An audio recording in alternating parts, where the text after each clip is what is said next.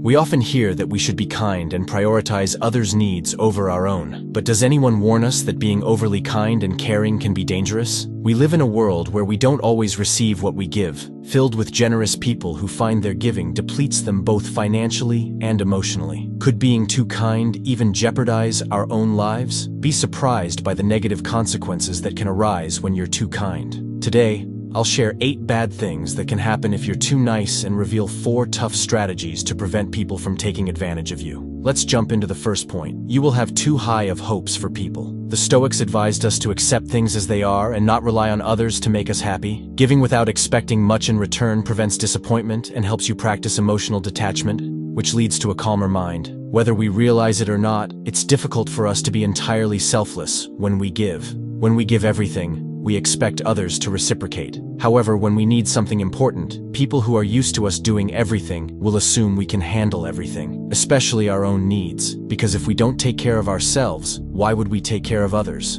In reality, your expectations of reciprocity won't be met, leaving you feeling frustrated, tired, angry, and sad. Objectively, people aren't letting you down. They're just doing what you should be doing, taking care of their own tasks. People will only expect you to give them something. The Stoics emphasize that true worth comes from acting in a good and logical manner, not just fulfilling others' desires. Balanced giving and moderation help you maintain control over your actions and avoid habits that harm your mental health. You've likely heard that people are creatures of habit, and this couldn't be truer. People adapt to patterns and lifestyles, forming comfort zones. If you're always giving, those you help will expect it constantly. They'll settle into their comfort zones, neglecting their responsibilities because you're there to do them. If you don't value yourself, no one else will either. Don't expect empathy from the people you help, as they'll cling to their own version of Robin Hood, costing them dearly in their lives. Your goals will not be taken into account. The Stoics believed in living by reason and virtue, setting limits, and prioritizing our responsibilities to maintain balance and preserve our identity and well-being. If you constantly put others' needs before your own, you may be avoiding something inside that hurts or scares you. How do you feel spending weekends alone or coming home to an empty house? If you're doing numerous tasks to escape yourself, the blow will be doubly hard, facing yourself eventually and worsening your mood as you prioritize others' needs. Self-care is crucial for well-being. Before helping others, ensure you're happy and well cared for. Enjoy a chocolate before giving one away, or clean your house and relax with a movie and wine before offering to clean a friend's house. The rest of the world comes after you. People will think you are weak and treat you accordingly. Stoicism teaches us to be strong and in control of ourselves. By setting limits and practicing self-discipline, we show others our commitment to our responsibilities and ideals, earning respect instead of appearing weak. If you overextend your help, people might view you as an expert, but also as someone who can't say no. They'll offload responsibilities onto you, knowing you won't refuse. However, once you start saying no, they'll respect you more. You'll have many but relationships, people who only come to you when they need something. Stoicism values wisdom and discernment. By helping selectively, you differentiate between genuine individuals and those seeking to exploit you, preserving your time and energy. People who seemed like good friends may only want your company when they need something. Logically, this isn't surprising, as people don't usually invite colleagues for coffee, let alone a beer. What's happening to you is understandable,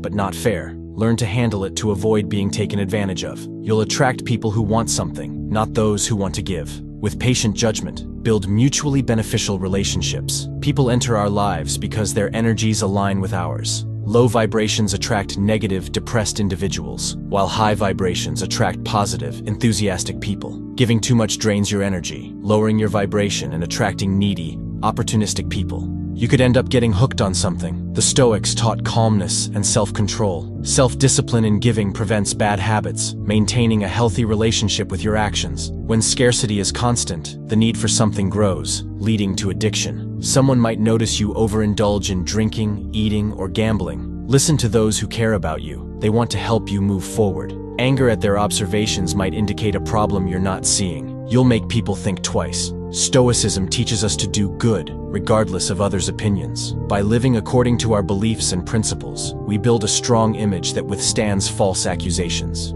Few people are genuinely kind, so your kindness may raise suspicion. People may wonder about your intentions, fearing you're hiding something. This suspicion isn't personal. Many people with excessive kindness have hidden agendas. Avoid them, and their help. Now, let's discuss how to stop people from taking advantage of you. Strategy 1. Pay attention to how you feel. Based on Stoic self-awareness, reflect on your feelings. The Stoics valued self-reflection to understand emotions and desires. By recognizing your feelings, you can adjust your focus and find balance. Helping others should make you feel good. If you feel overwhelmed, tired, angry, or used, reassess the impact of your help on your well-being. Strategy 2. Don't fear the word no. Following Stoic lessons, value your time and energy. Saying no demonstrates self-control when you're overwhelmed or the request is unfair. Though it feels negative, learning to say no is crucial for reclaiming your freedom. Practice in front of a mirror, knowing it's essential for avoiding unnecessary risks. Strategy 3. Respect your time and space. Following Stoic self-discipline and self-respect,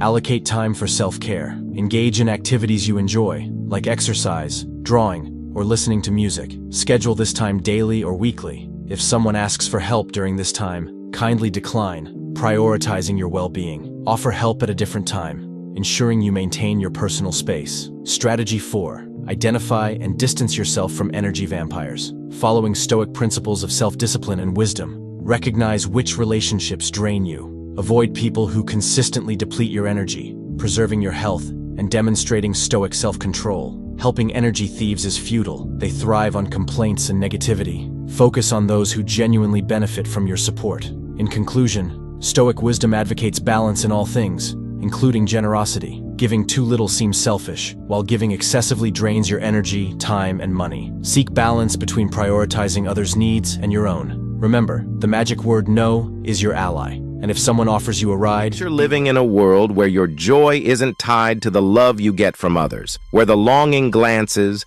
the missed calls, and the thinking of you messages don't dictate your feelings. This isn't a story from ancient times, but a reality you can embrace today. Stoicism, an ancient philosophy that has stood the test of time, teaches us precisely this.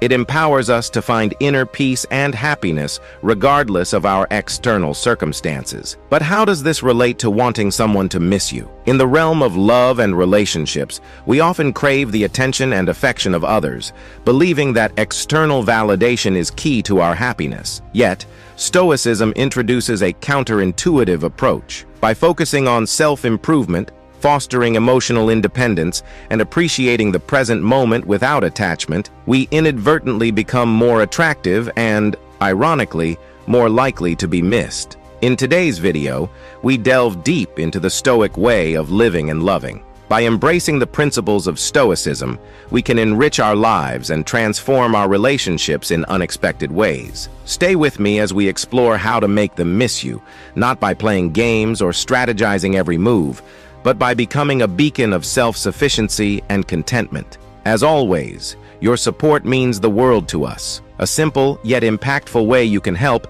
is by hitting that subscribe button. It's a small gesture that goes a long way.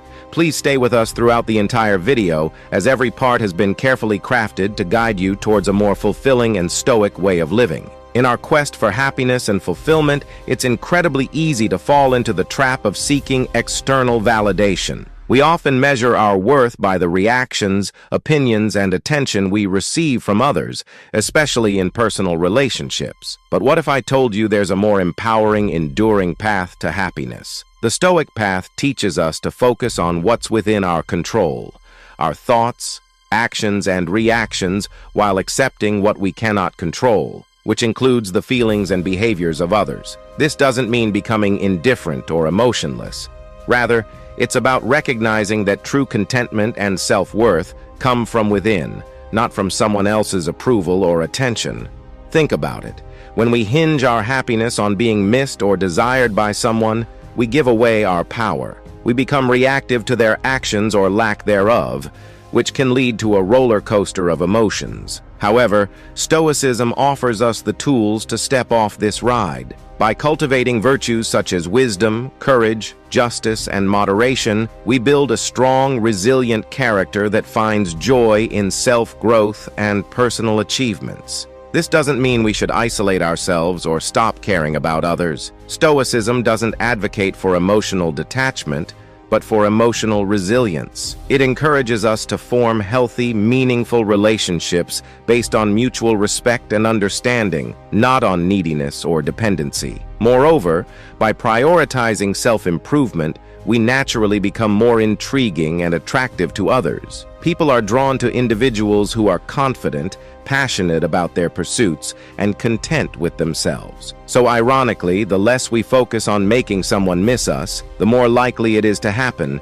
because we're living our best, most authentic lives. Let's start shifting our focus from seeking validation to nurturing our inner world. Let's invest time in learning new skills, exploring new hobbies, and deepening our understanding of who we are and what we stand for. This journey of self-improvement is not only fulfilling in itself, but also makes us more admirable and, yes, missable in the eyes of others. Remember, the goal of Stoicism is not to suppress our desires or deny our need for connections, but to remind us that our happiness and worth are not dependent on them. By anchoring ourselves in the principles of Stoicism, we can enjoy a life of peace, satisfaction, and true independence. So let's embrace the Stoic way, focusing on self-improvement and finding joy within ourselves, because that's where true happiness lies.